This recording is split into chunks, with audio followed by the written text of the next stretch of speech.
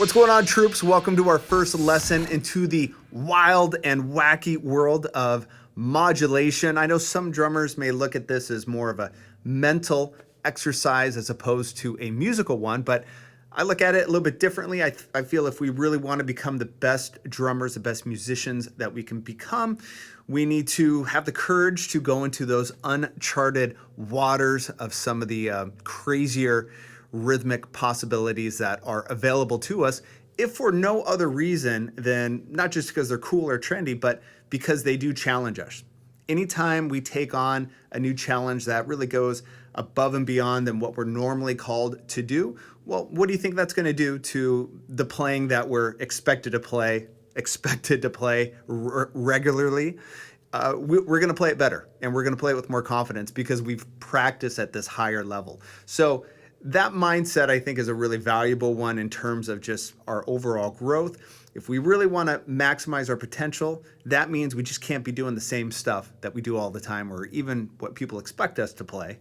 Once again, expect us to play. That means we got to push ourselves out of the comfort zone and see what's available. So we're going to have some fun. I'm going to keep these lessons short and hopefully fun, like I said, just so that it doesn't become this mental exercise, becomes something that you would actually look forward to practicing and exploring on your own. So that being said, let's get after it. Here we go. So first we got to lay the foundation and understand the two categories of modulation. I break them down into two types. The first one being implied metric modulation, and the second one being true rhythmic modulation. Implied modulation really just refers to staying within the same note value, but grouping or phrasing these notes to imply that you're playing a different note value. Meaning if we're playing 16th notes and now we're changing the phrase to a grouping of 3, well, typically our association of 3-note groupings is triplets, and so therefore we would be implying that we're playing a triplet feel, or we're modulating into a triplet time feel, when all reality, we're still playing 16th notes, but we're given the implication that we're now playing triplets because of the 3-note phrase. The second category would be true rhythmic modulation, and that pertains more to playing a particular sequence of notes in one note value, but then taking that same sequence of notes, but then applying it to another note value.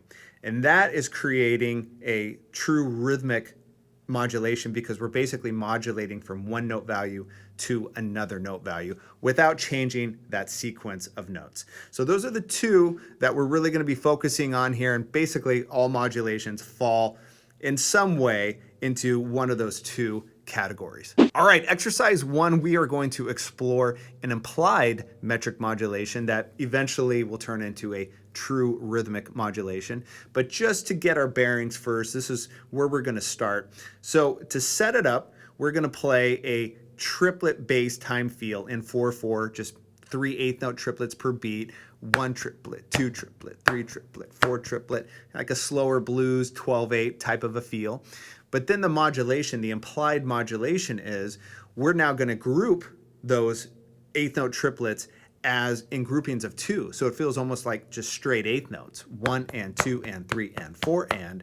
But like I said, because it's an implied metric modulation, we're staying within that same triplet note value.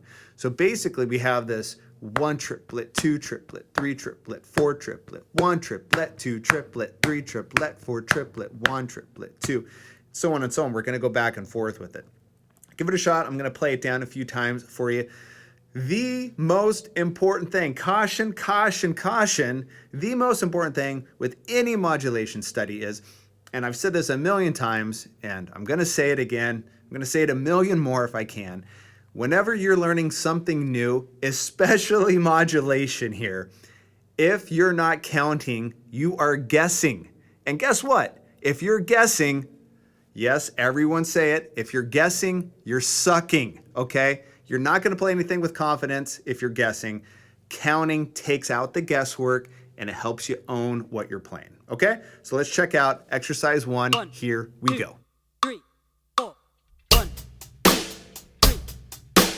1, 2, 3. 1, 2, 4. 1, 2, 3. 4. 1,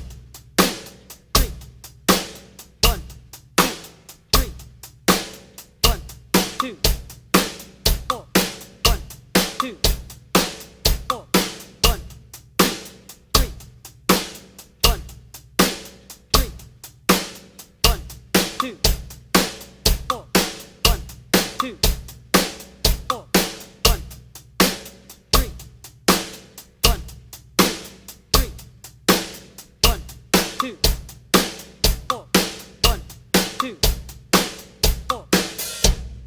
All right, how'd you do with that?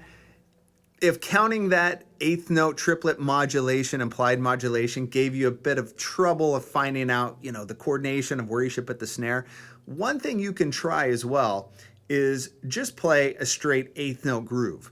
1 and 2 and 3 and, kick on 1 and 3, snare on 2 and 4, 1 and 2 and 3 and 4, and just play that, but then count eighth note triplets on top of that, meaning 1 triplet, 2 triplet, 3 triplet, 4 triplet, 1 triplet, 2 triplet, 3 triplet, 4 triplet, 1.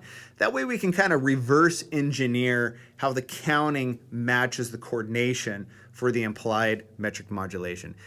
Give that a shot if that coordination is giving you a little bit of trouble. All right. Now exercise 2, just like I mentioned, we're going to take that coordination, that concept of that implied metric modulation from number 1, and we're going to use that to create a true rhythmic modulation here. So what does this mean? First 2 bars, we're going to play just a straight eighth note groove to the pulse. 1 and 2 and 3 and 4 and 1 and 2 and 3 and 4 and we're going to take that same sequence of notes, right? Because it's all about the sequence of notes, and we're going to apply that sequence to eighth note triplets. It's the exact same thing you just did in the implied metric modulated groove, but now we're actually jumping from one note value to another note value, eighth notes to eighth note triplets. That's what a true rhythmic modulation is. Okay, the fun has just begun. 1, Here we go. 2, 3, 4, 1, 2, 3, 1, 2, 3, 1, 2, 4, 1, 2, 4, 1, 3, 1, 3, 1, 2, 4, 1, 2, 4, 1, 3,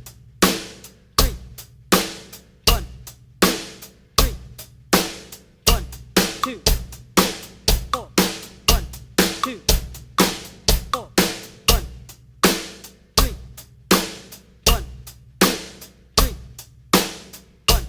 2, 3, 1, 2, 4, 1, 2, 4, 1, 2, 3, 1, 2, 3, 1, 2, 4, 1, 2, 4. All right, now to kind of wrap our heads around how we might use 16th notes within these true rhythmic modulations is we're going to break down a hand pattern first just to get comfortable developing a 16th note time feel within this modulation. Okay, so stay with me for now. This exercise, we're just going to play with the right hand only, and we're going to accent every other note. So accent, non-accent, accent, non-accent. So in the eighth note case, we're accenting the quarter note, right? Let's not make this any more complicated than it needs to be. So just accenting the quarter note. But then the second bar, we're going to start playing eighth note triplets, still only with the right hand. And once again, we're accenting every other eighth note triplet. In this case, what is that going to be? Well, that's going to accent the quarter note triplet. The quarter note triplet in the same way we did in the first bar. So let's just get our right hand prepared to be able to play that, and also to hear how this accent works against the pulse. I think that's it. Let's try it. Here we go. 2, 3, 4, 1, 2, 3, 1, 2, 3, 4, 1, 2, 3, 1, 2, 3, 4, 1, 2, 3, 4, 1, 2, 3, 4, 1, 2, 3, 4, 1, 2, 3, 4. Now to really train our ear to be able to hear all the other subdivisions within this time feel, meaning the 16th notes, we're just going to add the left hand in between all of the right hand stickings. That same accent pattern that we just did, now we're just going to play unaccented 16th notes in between all of those eighth notes and also eighth note triplets, thus creating 16th notes in the first bar, 16th note triplets in the second bar. Not that complicated. Let's just do it and have some fun. Here we go. 2, 3,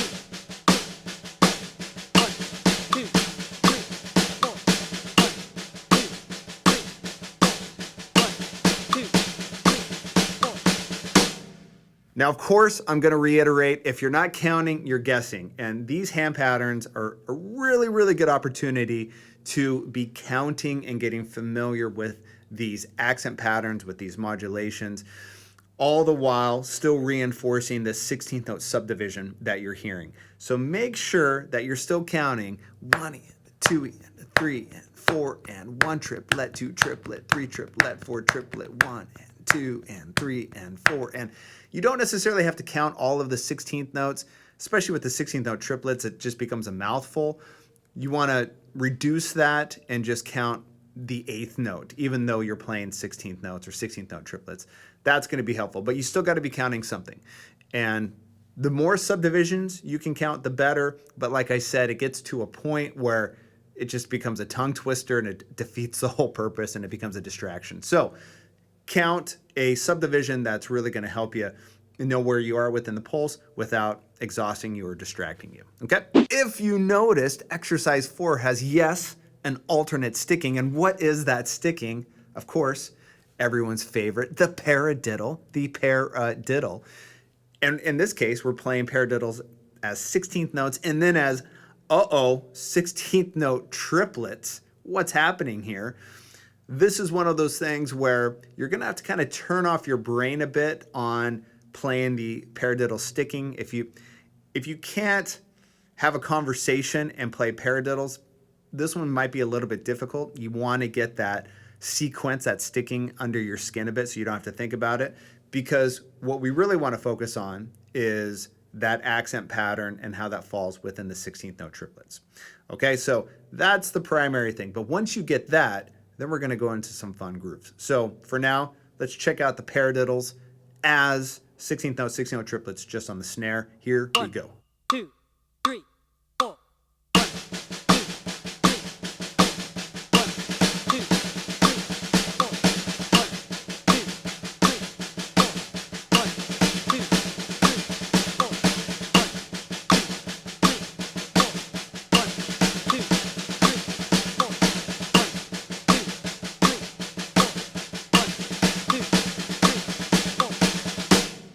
Just as I mentioned, we're going to take that paradiddle sticking from 16th note to 16th note triplets and make an awesome modulated groove out of it, meaning right hand hi-hat, left hand snare, kick drum 1 and 3, snare drum, we're accenting 2 and 4, and then all other notes on the snare drum we're going to play as unaccented notes. Then what do? We take that sequence of those 16th notes, but then apply that sequence to 16th note triplets. This is going to be a really good opportunity to really appreciate how the subdivisions, all the other 16th note subdivisions, 16th note triplet subdivisions work within the paradiddle in this like modulated state. So it might make you a little bit more aware of the note placement of where you're playing all these unaccented notes within the pulse. And that is a beautiful thing because as we know, timekeeping, consistent timekeeping isn't just about burying the click. If all the notes in between are a mess, then who cares? We want to make sure that we're taking care of the consistent amount of space between the notes within the pulse so that we do bury the click in a more natural, consistent way. So this is a great, I guess, a great reason why we work on modulation, a great justification, if you're looking for that. This is something that is pretty highbrow rhythmic composition happening here. But as I said at the intro to this is going to give us a really good opportunity to investigate maybe some of these areas of our playing that we took for granted that we can't anymore because they've been exposed via the modulation. All right, enough jibber jabber, Jeff. Let's get after it. Let's check this out. Here we go. 3, 4. 1, 2, 3. 1, 2, 3, 4. 1, 2, 3. 1, 2, 4. 1, 2, 3. 1, 2, 4. 1, 2, 3. 1, 2, 4. Finally, I want to leave you with one alternate orchestration possibility you can use with the paradiddle. And if you haven't done this already, it's a real fun one to explore. All it is just playing right hand on a ride cymbal now, and then the left hand is going to play on a closed hat, but 2 and 4, you're still going to come down for that nice backbeat on the snare. And so it creates a really kind of cool stereo effect. And then also too, I'll improvise here and maybe explore some different bass drum patterns as well, that just to give you an idea of what else you can start working on in the future once you get these kind of under your skin a little bit. I don't want to make a lesson of going down every single bass drum possibility. There's plenty of stuff out there for that, but just to give you an idea of what we can have some fun with, that's what I'm going to leave you with today. So thanks for hanging in there. I'm going to see you in part 2. And that's going to be a fun one because we are going to explore this really cool Simon Phillips modulation he does in a great Toto song. So check it out. I'm going to see you soon. Have fun modulating.